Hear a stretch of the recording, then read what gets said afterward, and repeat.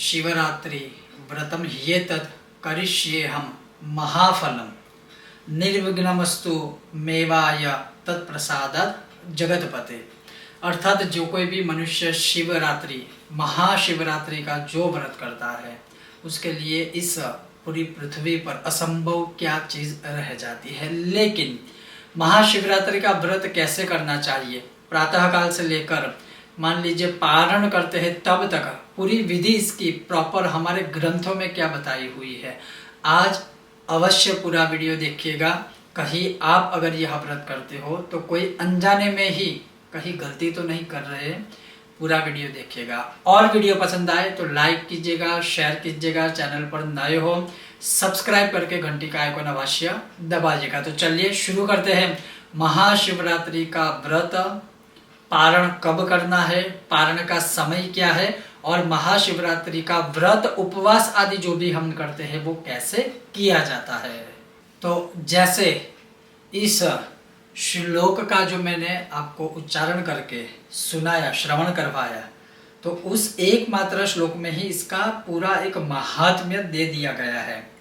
और उसमें लिखा है कि त्रयोदश्याम अर्थात त्रयोदशी जो तिथि है जो महाशिवरात्रि का है उसमें लिखा है कि केवल एक समय ही भोजन ग्रहण करना चाहिए, चाहे वो आप दोपहर में करते हो चाहे वो आप सायंकाल में करते हो। ध्यान से सुनिएगा कि अगर आप महाशिवरात्रि का व्रत उपवास जिसे कहते हैं अगर वो करते हैं तो एक ही समय खाना खाना चाहिए, या तो सायंकाल में या तो फिर दोपहर में। लेकिन मैं सजेस्ट करूंगा दोपहर में ही खा लीजिएगा, सायंकाल में मान लीजिए आप फलाहार आदि कर सकते हो, क्योंकि विशेष रूप से जो पूजन का महत्व दर्शित है वो रात्रि काल में है। अगर आप सायंकाल में खाओगे तो फिर आपको आलस आएगी और शायद पूजा में या शिव पूजा या अभिषेक आदि जो भी साधना करोगे आप उसमें आपका मन नहीं लगेगा, कहीं ना कहीं शारीरिक अवस्था जो है बिगड़ेगी, तो आपकी साधना में भंग होने का संपूर्ण रूप से कहीं ना कहीं बाधित होने का संभावना रहता है। तो मेरे कहने का तात्पर्य है, शास्त्र में जैसे लिखा है कि त्रयोदशी तिथि में एक समय भोजन करें, एक समय अन्न का आहार चाहो तो कर सकते हो, या केवल फलाहार के ऊपर भी आप पूरी त्रयोदशी तिथि उपवास करके निकाल सकते हो। किसे उपवास नहीं करना चाहिए वो भी मैं वीडियो के अंत में आपको अवश्य बताऊंगा। तो सबसे पहले जैसे कहा कि त्रयोदशी तिथि में एक समय ही खाना खाना चाहिए, बाकी का एक समय जैसे आप चाहो तो फलाहार फलरस आदि ले सकते हो। उसके बाद प्रातः काल जब आप व्रत लेने का एक संकल्प करते हो, मतलब आपने सोच लिया है कि मैं शिवरात्रि का यह व्रत पूरा करने वाला हूं या करने वाली हूं, तो प्रातः काल ब्रह्म मुहूर्त में उठकर स्नान आदि करके आपका जो नित्य रूटीन कर्म है पूजा पाठ का, मंत्र जाप आदि का, वो पूर्ण करने के बाद शिवरात्रि के व्रत के विषय में आपको संकल्प लेना है। क्योंकि अगर आप यह व्रत कर रहे हो तो संकल्प तो लेना ही पड़ेगा, बिना संकल्प के व्रत कैसे सफल होगा। तो वो संकल्प क्या लेना है, तो वो ये है। तो आपको संकल्प लेना है कि आज के इन महान पर्व, महान अवसर महाशिवरात्रि का मैं आपकी जो भी मनोकामना हो वो भगवान भोलेनाथ के सामने आप बोल लीजिए। या तो अगर आपकी कोई कामना नहीं है तो केवल आप बोल सकते हो शिव कृपा प्राप्ति अर्थ। जैसे मानिए कि किसी की आयु आरोग्य अर्थ है तो आप संस्कृत में चाहो या हिंदी में अपनी रीजनल लैंग्वेज में भी मानसिक रूप से संकल्प ले सकते हो, हाथ में जल लेकर प्रातः काल आपका नित्य कर्म आदि पूर्ण हो जाए। उसके बाद जैसे मानिए कोई स्वास्थ्य हेतु संकल्प ले रहा है तो आपको भगवान से प्रार्थना करनी है कि हे भगवान शिव, आज के इस महान व्रत का मैं संकल्प ले रहा हूं या ले रही हूं, क्योंकि या तो मेरी शारीरिक जो स्वस्थता है या शारीरिक जो अवस्था है वो अच्छी रहे, कोई रोग ना हो, इसीलिए मैं यह संकल्प कर रहा हूं या कर रही हूं। वह जल छोड़ दीजिए किसी पात्र में, फिर पवित्र जगह पर उसको आप विसर्जित कर सकते हो। या केवल मन में भी कोई संकल्प ले सकते हो, धन प्राप्ति का हो, बाधा बंधन का हो, या कोई भी आपके मन में जो है। अगर कुछ भी नहीं है तो केवल एक संकल्प लीजिए कि हे भोलेनाथ, आपकी कृपा अर्थात शिव शक्ति कृपा प्राप्ति हेतु मैं यह महाशिवरात्रि का व्रत करूंगा या करूंगी। ये हो गया संकल्प, यहाँ बात ये पूर्ण हो गई। अब जैसे स्पेशल विधान लिखा है रात्रि काल का, रात्रि काल में ही शिव पूजन का शास्त्रों में महत्वदर्शित किया हुआ है, खास कर अगर आप महाशिवरात्रि का व्रत उपवास आदि करते हो तो। हालांकि ऐसा नहीं है कि उसका मतलब दिन में नहीं कर सकते हो, दिन में भी आप चाहे तो कोई भी मतलब मंत्र पूजा पाठ आदि का अनुष्ठान एक लेकर पूरे एक दिन में पूर्ण कर सकते हो। लेकिन जहाँ तक महाशिवरात्रि का जब आप व्रत करते हो तो जैसे मैंने कहा कि प्रातः काल नित्य पूजा पाठ आदि कर लिया, उसके पश्चात आपने संकल्प ले लिया। अब संकल्प के बाद क्या लिखा है कि आपको गले में रुद्राक्ष की माला पहननी चाहिए और भस्म लगानी चाहिए। गले पर रुद्राक्ष की माला और भस्म लगानी चाहिए। वैसे तो इसके सारे स्पेशल मंत्र है, लेकिन मैं आपको एक संक्षिप्त में कहूँ, ओम नमः शिवाय बोलिए, रुद्राक्ष की माला पहन लीजिए, ओम नमः शिवाय बोल के अपने शरीर पर त्रिपुंड का भस्म लगाइए या भस्म का लेपन कीजिए आपके शरीर पर। और ये दोनों कर सकते हैं, चाहे लड़का हो या लड़की हो, पुरुष हो या महिला हो, लेकिन सरल ओम नमः शिवाय बोल के वो लगा दीजिए। प्रातःकाल स्नान हुआ, नित्य कर्म हुआ, उसके पश्चात संकल्प हुआ और उसके पश्चात रुद्राक्ष माला और भस्म धारण हुई। उसके बाद आपको दिन में जो भी मंत्र जाप करना है कर सकते हो, अन्यथा फिर अब हम सीधे बात करते हैं सायं काल की, रात्रि के काल की। तो रात्रि काल में यहाँ पर लिखा हुआ है कि सबसे पहला इसका एक पंक्ति में संकल्प अगर आपको बोलना है, अगर आप शिव पूजा आदि करते हो या अगर आप अपने लिए किसी के द्वारा करवाते हो तो आपको कुछ करने की आवश्यकता नहीं है, आप अपने अनुसार कर सकते हैं, क्योंकि आपके लिए आपके नाम से कोई यह अभिषेक या पूजा पाठ करने वाला है जिनसे आप करवाओगे।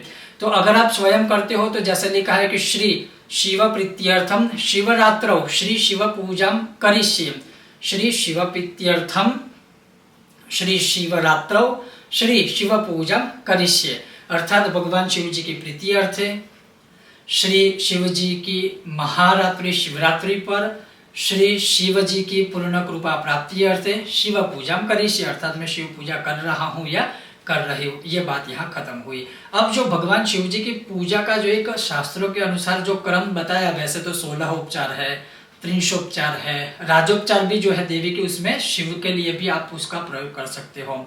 तो इस प्रकार से वो तो स्पेशल है, लेकिन सरल पूजा की जहाँ बात करें तो यहाँ सबसे पहला लिखा हुआ है कि अगर सरल पूजा आप करते हो तो इस संकल्प को करने के बाद, जैसे आपके पास जो भी शिवलिंग है, किसी भी प्रकार का आपके पास शिवलिंग है, तो उस शिवलिंग को आप अपने सामने रखिए, अर्थात अगर आप मंदिर में बैठे हो तो आपके सामने होगा।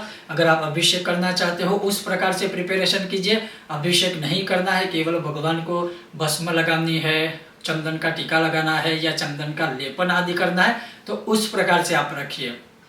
तो भगवान शिव को अपने आगे ले लीजिए। फिर जैसे मैंने कहा, अगर आपको अभिषेक करना है तो आप दूध से अभिषेक कर सकते हो, गंगा जल से कर सकते हो, या आपकी कामना जैसी है उसके अनुसार आप अभिषेक कर सकते हो, या नॉर्मल शुद्ध पानी से भी अर्थात शुद्ध जल से आप अभिषेक कर सकते हो। अभिषेक कर लेने के बाद भगवान शिव को अच्छे से शुद्ध वस्त्र से पोंछ लीजिए। पोंछ लेने के बाद भगवान के ऊपर चंदन से या भस्म से त्रिपुंड बनाइए, चंदन का या भस्म का लेपन कीजिए। उसके ऊपर कुमकुम का भी टीका लगाइए। हालांकि मैं ये कह दूं, कुमकुम शिव जी को लगाया जा सकता है, उसका प्रमाण है कुमकुम चंदन लेपित लिंगम लिंगाष्टकम में दिया हुआ है, तो वो लगा सकते हो। उसके पश्चात भगवान को अच्छे से मतलब पुष्पमाला है या भगवान शिव जी के जो प्रिय पुष्प आदि है वो अर्पित कीजिए, बिल्व पत्र अर्पित कीजिए, धूप दीप अर्पित कीजिए, भगवान को नैवेद्य अर्पित कीजिए, भोग लगाइए और भगवान शिव जी की आरती कीजिए।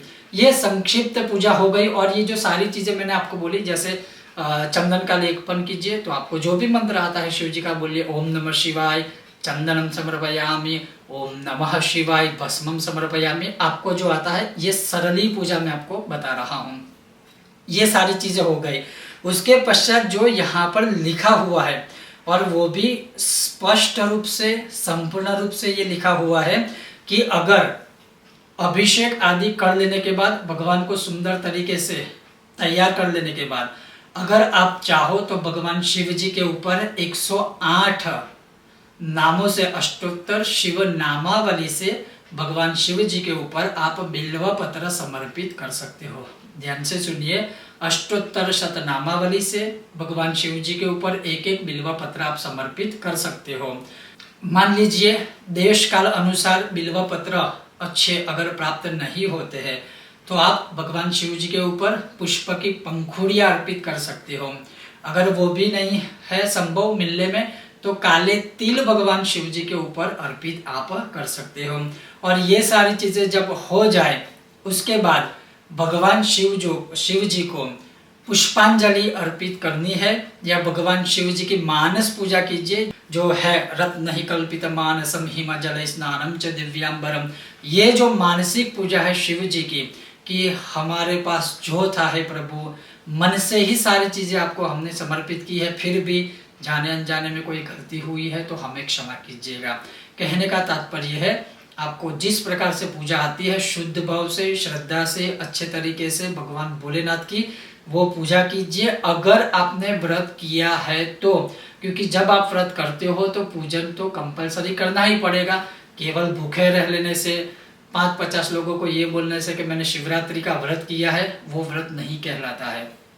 क्लियर लिखा हुआ है, व्रत करते हो तो शिव पूजा का भी रात्रि काल में विधान है जो अवश्य करना चाहिए। तो ये सरलीकरण हुआ।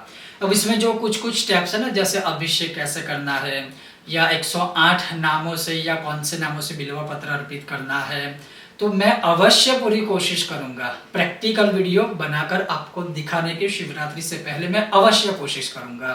फिर उसके बाद एक अंतिम बहुत ही अद्भुत बताया है निर्णय सिंधु, धर्म सिंधु, शिव पुराण, शिव रहस्य आदि ग्रंथों में, कि भगवान शिव जी के 12 नामों से 12 पुष्पांजलि अर्पण करना है। अर्थात हाथ में पुष्प लिया, एक नाम बोले शिवलिंग के ऊपर, वह पुष्पांजलि अर्पित कीजिए, दूसरा नाम बोले, दूसरा पुष्प लिया, पुष्पांजलि अर्पित कीजिए। ऐसे 12 है, और वहां पर आपकी जो शिवरात्रि की पूजा है वो समाप्त हो जाती है। तो इस प्रकार से सरलीकरण से आप सिर्फ ओम नमः शिवाय इस मंत्र के केवल माध्यम से भी पूरी शिवरात्रि का व्रत सायंकाल में कर सकते हो, अगर आपने व्रत किया है तो। अब ये तो हो गया, उसके पश्चात क्या है, तो दूसरा विधान ये भी बताया है कि अगर किसी की इच्छा है कि जो 4 प्रहर की पूजा होती है, कुल मिलाकर 5 प्रहर की पूजा होती है, पूरी रात्रि काल में होती है, पांचों के पांचों प्रहर या अधिकतर मूल रूप से जो 4 प्रहर है, तो उनकी पूजा आप चाहो तो पूरी रात बैठकर कर सकते हो। जो बहुत ही मतलब मानिए कि बहुत किस्मत वाले होते हैं वो लोग जो ये पूरी रात बैठकर पूजा कर पाते हैं। तो ये एक ऑप्शन है, दूसरा विधान बताया है। लेकिन अगर नहीं कर पाए, चिंता करने की आवश्यकता नहीं है, जैसे वो विधान मैंने आपको बताया शास्त्रों के अनुसार वो आप कर सकते हो। अब ये हो गया, तो अब पारण कब करें, इस वर्ष पारण कब करना चाहिए, तो पारण का समय भी अब आप सुनिए। तो 19 फरवरी रविवार को 6:45 सुबह से 7:48 सुबह तक है। ध्यान से सुनिएगा। 18 तारीख शनिवार शिवरात्रि का व्रत है, जैसे मैंने आपको समझाया। वो पूरा व्रत करने के बाद 19 तारीख को प्रातः काल 6:45 बजे 6:45 से आरंभ करके 7:48 को पारण करना है। और आपने जो संकल्प लिया था शिवरात्रि के दिन कि यथाशक्ति, या मतलब जो भी कामना मैंने आपको समझाई थी शुरुआत में कि कामना हेतु या शिव कृपा प्राप्ति हेतु मैं शिवरात्रि का व्रत करूंगा या करूंगी, वो जब आप पारण कर लेते हो, फिर से वो जो संकल्प लिया था, अगर पानी हाथ में पकड़ा था तो फिर से पानी पकड़िए और भगवान से प्रार्थना कीजिए कि हे भगवान शिव, मैंने शिवरात्रि का जो संकल्प लिया था, मैंने पूरे प्रयत्न, श्रद्धा, विश्वास के साथ पूरा यह व्रत किया है, आप उसे स्वीकार कीजिएगा। और अगर मुझसे कोई गलती हुई हो तो हम तो आपके बच्चे हैं, हमें क्षमा कीजिएगा। बस ये करके पारण हो गया और यहाँ पर यह व्रत समाप्त होता है। और व्रत की समाप्ति के बाद आप अपने यथाशक्ति अनुसार किसी को भी एक योग्य दान प्रदान कर सकते हो, आपकी जैसी स्थिति और आपकी जैसी इच्छा हो उस प्रकार से। ये पूर्ण हो गया महाशिवरात्रि का व्रत। मैं फिर से एक स्टेप वाइज शॉर्टकट में अगर आपको समझाऊं संक्षिप्त में कि 18 तारीख शिवरात्रि, अगर व्रत करते हो प्रातःकाल ब्रह्म मुहूर्त में सबसे पहले उठ जाइए, स्नान आदि कर लीजिए। स्नान आदि करने के बाद सबसे पहला आपका जो नित्य कर्म है पूजा पाठ का वो पूर्ण कीजिए। वो करने के बाद मानसिक संकल्प कीजिए, जैसे मैंने बताया। संकल्प आदि कर लेने के बाद गले में रुद्राक्ष की माला पहनिए, भस्म शरीर पर लेपन कीजिए। उसके बाद पूरा दिन आप चाहो तो मंत्र जप आदि कर सकते हो, न करो तो कोई बात नहीं, लेकिन रात्रि काल को अवश्य करना है। तो शिवरात्रि के व्रत में एक समय ही खाना खाना है, तो उसके पश्चात रात्रि काल में जैसे मैंने बताया कि भगवान शिव का लिंग अगर आपके घर में है, शिव जी आपके पास है या शिवालय में जाते हो, अभिषेक कीजिए, शुद्ध वस्त्र से शुद्ध जल से भगवान को स्नान करवाइए, शुद्ध वस्त्र से भगवान को पोंछ लीजिए। उसके पश्चात भगवान को अच्छे सुंदर तरीके से सजाइए, श्रृंगार आदि कीजिए। 108 बिल्व पत्र या ना मिले तो पुष्प की पंखुड़िया, या ना मिले तो 108 बार तिल, काले तिल एक एक नाम बोल के अर्पित कीजिए। अगर नाम नहीं है चिंता मत कीजिए, ओम नमः शिवाय, ओम नमः शिवाय बोल के भी 108 बार आप वो अर्पित कर सकते हो। उसके पश्चात भगवान शिव को मंत्र पुष्पांजलि ओम नमः शिवाय बोलकर ही अर्पित कर दीजिए। उसके पश्चात क्षमा याचना कीजिए। फिर अगले दिन 19 तारीख को सुबह जब आप पारण करते हो 6:44 से आरंभ करके अर्थात 6:45 से लेकर 7:48 तक अर्थात करीब करीब 7:45 बजे तक पारण कर लीजिए। पारण करने के बाद जो संकल्प लिया था उस संकल्प को छोड़ दीजिए। ये पूर्ण रूप से हो गया महाशिवरात्रि का व्रत। और अगर इस व्रत को ऐसे आप फॉलो करते हैं अवश्य शिव कृपा प्राप्त होती है, इसमें कोई संदेह मत रखिएगा। महाशिवरात्रि का व्रत ऐसे ही किया जाता है। अब कौन व्रत नहीं कर सकता है? सबसे पहली बात, छोटे बच्चे, उनको यह व्रत नहीं करना है। बड़े बुजुर्ग, उनको भी यह व्रत नहीं करना है। गर्भवती बहनें, महिलाएं, उनको यह व्रत नहीं करना है। उसके अलावा जो बीमार है, अस्वस्थ है, उनको भी यह व्रत नहीं करना है। जबरदस्ती कोई व्रत मत कीजिएगा। अगर ऐसी अवस्था है तो फिर क्या करना चाहिए? तो ऐसी अवस्था में व्रत नहीं कर सकते हो लेकिन भगवान का स्मरण तो कर सकते हो, भगवान की पूजा अर्चना आप देख तो सकते हो। तो ये बहुत बड़ी बात है। भूखा रहना, व्रत उपवास करना वो आपकी हेल्थ को और अधिक बिगाड़ेगा। तो ये प्रयत्न मत कीजिए, क्योंकि अगर आप बीमार है, दवाइयाँ वगैरह चल रही है, गर्भवती महिलाएं हैं तो दोनों को भी मतलब पुष्टि चाहिए, तो आप ये नहीं कर सकते और ना करना चाहिए। ये मेरी आपको सलाह है। कहने का तात्पर्य है जो कर सकता है उन्हें महाशिवरात्रि का यह उत्तम व्रत अवश्य करना ही चाहिए। खास करके जो पूरी व्रत की विधि है, सरली विधान से मैंने आपको बताई है, उसे आप आचरित करके कर सकते हो। ये था एक संक्षिप्त विषय और वीडियो, लेकिन महत्वपूर्ण विषय। आपको कैसा लगा अवश्य मुझे बताइएगा। और अगर आपको यह विषय वीडियो पसंद आया है, बिना भूले इस वीडियो को लाइक कीजिए, अधिक से अधिक शेयर कीजिए। चैनल पर नए हो सब्सक्राइब करके घंटी का आइकॉन अवश्य दबाइएगा। तो बहुत जल्द मिलते हैं नए विषय और वीडियो के साथ। तब तक देखते रहिए कर्मकांड बाय आनंद पाठक। ओम गणेश, जय महादेव और सभी को महाशिवरात्रि की बहुत बहुत शुभकामना। ओम गणेश।